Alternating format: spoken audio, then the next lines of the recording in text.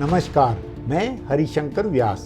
कांग्रेस की कमान अब मल्लिकार्जुन खड़गे के हाथों में। उनकी कमान में पार्टी ने सत्याग्रह से सत्ता को हराने की बात कही। राहुल गांधी की अगली भारत यात्रा की तैयारी हो रही है और राहुल गांधी का अडानी के हवाले मोदी पर हमला जारी है। लेकिन इस सब के बीच में कांग्रेस की चुनावी तैयारियों की कोई चिंता करता हुआ नहीं है, जबकि विधानसभाओं और लोकसभा के चुनाव सिर पर है।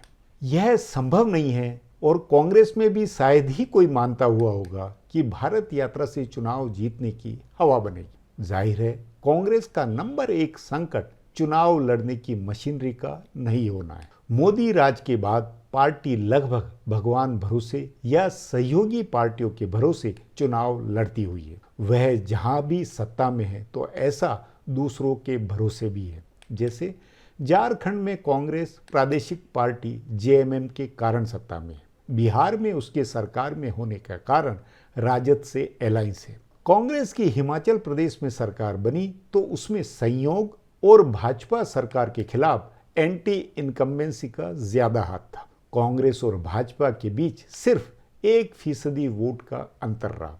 हिमाचल में क्योंकि 5 साल में सत्ता बदलने का रिवाज है, तो कांग्रेस के बड़े नेता 5 साल विपक्ष में रहने के बाद भी पार्टी छोड़कर नहीं गए। वे चुनाव लड़ लिए और कांग्रेस की सरकार बनी। यह सब भाजपा के आगे चुनाव लड़ने का मॉडल या दमदार तरीका नहीं। इस बात को इस तरह से भी समझ सकते हैं कि कांग्रेस ने हिमाचल प्रदेश में जितनी सीटें जीती, उससे 1.5 गुना ज्यादा सीटें उसने गुजरात में गंवा दी। हिमाचल में उसने 40 सीट जीती, लेकिन गुजरात में वह 70 से 17 सीटों पर आ गई। इसलिए हिसाब से पार्टी अध्यक्ष खड़गे की पहली चिंता संगठन और चुनाव लड़ाने की मशीनरी की होनी चाहिए।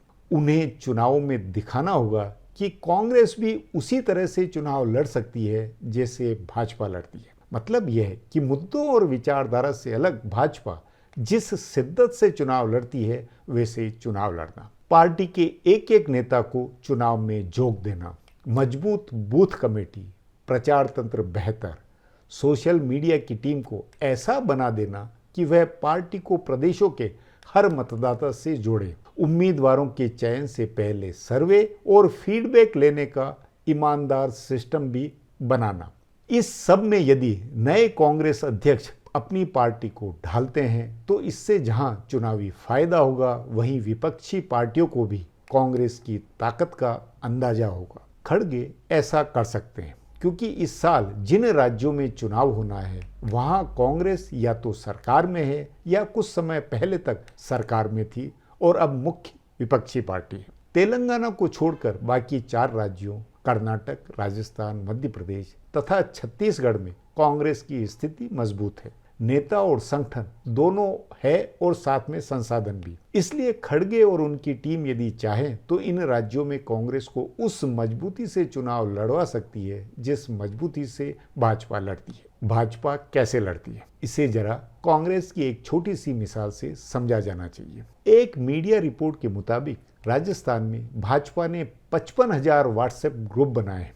इनके जरिए वह 80 लाख लोगों से जुड़ी हुई है। अगले कुछ दिन में इन ग्रुप्स के जरिए 4 करोड़ मतदाताओं तक पहुंचने का भाजपा का टारगेट है। यह काम 3200 लोगों की टीम करेगी। इनमें से 2700 लोग अभी से काम कर रहे हैं। यह टीम भाजपा के हर नेता के सोशल मीडिया अकाउंट्स का संचालन करती है तो उनकी रेटिंग भी तय करती है। मीडिया और सोशल मीडिया के अलावा भाजपा अपने नेताओं को सभाओं में कारपोरेट बमबारी से उतारती है। अभी से भाजपा नेताओं के चुनावी दौरे शुरू हो गए हैं। पिछले 1 महीने में कम से कम 10 दिन नरेंद्र मोदी, अमित शाह और जेपी नड्डा ने कर्नाटक में गुजारे। प्रधानमंत्री मोदी ने 2 दिन में त्रिपुरा में 4 सभाएं की, लेकिन कांग्रेस की ओर से कोई बड़ा नेता त्रिपुरा नहीं गया। मेघालय और नागालैंड में सिर्फ 1 दिन खड़गे प्रचार के लिए गए तो उनके साथ शशि थरूर और मुकुल वासनिक थे। इसके उलट भाजपा ने अपने सारे नेताओं को चुनाव वाले राज्यों में झोंका था। सवाल है, ऐसा क्या आगे खड़गे कांग्रेस में सिस्टम बनवा सकते हैं? वे राहुल गांधी और प्रियंका गांधी वाड्रा के साथ साथ पार्टी के तमाम बड़े नेताओं को क्या चुनावी लड़ाई में जी जान से जुटने के लिए मजबूर कर सकेंगे? इसके साथ सवाल यह भी है कि कांग्रेस की आक्रामकता के मुद्दे क्या होंगे? अपना मानना है मुद्दे वे होने चाहिए जिससे मोदी सरकार का मनोबल बिखरे। इसलिए सियासी गपशप का मेरा अगला शीर्षक है मुद्दा एक ही है और वह है अडानी ग्रुप का। राहुल गांधी और उनके सहयात्री भारत जोड़ो यात्रा में बार बार वैकल्पिक दृष्टि का जुमला बोलते रहे, लेकिन चुनाव के मद्देनजर क्या हो सकती है वैकल्पिक दृष्टि? क्या भाजपा के हिंदुत्व के मुद्दे या राष्ट्रवाद के मुद्दे के मुकाबले कांग्रेस के पास इतना ही मजबूत दूसरा कोई वैकल्पिक नैरेटिव बन सकता है? वह बना सकती है। यदि नहीं है तो उसमें घुसने की जरूरत नहीं है। मंदिर, राष्ट्रवाद, हिंदुत्व या भाजपा के विकास के दावे का विरोध करते हुए लड़ने की बजाय कांग्रेस को उन बातों पर टारगेट बनाना चाहिए जिससे अच्छे दिनों व भ्रष्टाचार मुक्त हल्ले में नरेंद्र मोदी लोगों के दिल दिमाग में छाए थे। इस नाते निश्चित ही अडानी समूह का मुद्दा ऐसा है जिस पर भाजपा बैकफुट पर है। लोग बात को समझ रहे हैं। लोगों को यदि समझाया जाए कि किस तरह से आम आदमी को 5 किलो अनाज देकर उसकी आड़ में खरबों रुपए एक कारोबारी के क्रोनी एम्पायर को गए, किस तरह से उस कारोबारी ने शेयर बाजार में आम आदमी का रुपया डुबाया, किस तरह से सरकारी कंपनियों से अडानी समूह में पैसा लगा और उनका पैसा डूबा, जबकि वह भी आम लोगों का मूलतः पैसा था। तथ्य है शेयर बाजार जिसको नरेंद्र मोदी की सरकार ने विकास का पैमाना प्रचारित किया था, उससे लोगों का मोहभंग हुआ है। शेयर बाजार में अब खुदरा निवेशकों की हिस्सेदारी 3 साल में सबसे कम पर है। सोचिए 3 साल में शेयर बाजार कहां से कहां पहुंचा, लेकिन उसमें खुदरा निवेशकों की हिस्सेदारी 66% से घटकर 44% रह गई है। यह जनवरी से गिरना शुरू हुआ और लगातार गिरता हुआ है। ध्यान रहे 24 जनवरी को अडानी समूह के बारे में हिंडनबर्ग की रिपोर्ट आई थी। 1 महीने में खुदरा निवेशकों का शेयर बाजार छोड़ना लगातार हुआ। लाखों लोग बचे खुचे पैसे निकालकर बाहर हुए हैं। इसी तरह अडानी समूह में एलआईसी और स्टेट बैंक के निवेश को लेकर सरकार गिरी हुई है। अब एलआईसी का मूलधन भी डूब रहा है। एलआईसी ने अडानी समूह में जितना निवेश किया था उसके शेयरों की फरवरी में कीमत उससे भी नीचे चली गई। जब हिंडनबर्ग की रिपोर्ट आई थी तब एलआईसी के खरीदे शेयरों की कीमत 83,000 करोड़ रुपए थी।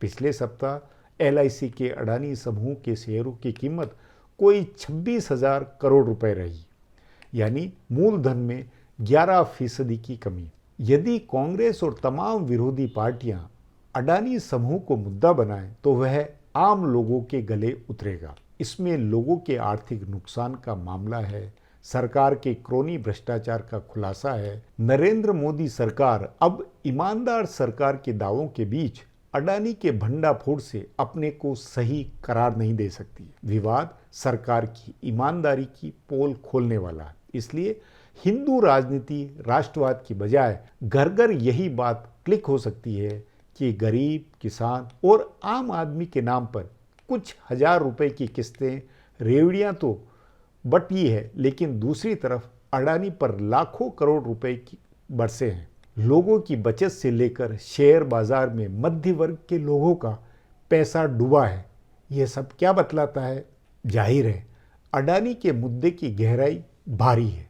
तभी विपक्ष और राहुल गांधी संसद से लेकर सड़क तक अडानी ग्रुप को लेकर हल्ला करते हुए। बहरहाल सप्ताह के गपशप का यह एपिसोड यहीं समाप्त। बहुत बहुत धन्यवाद।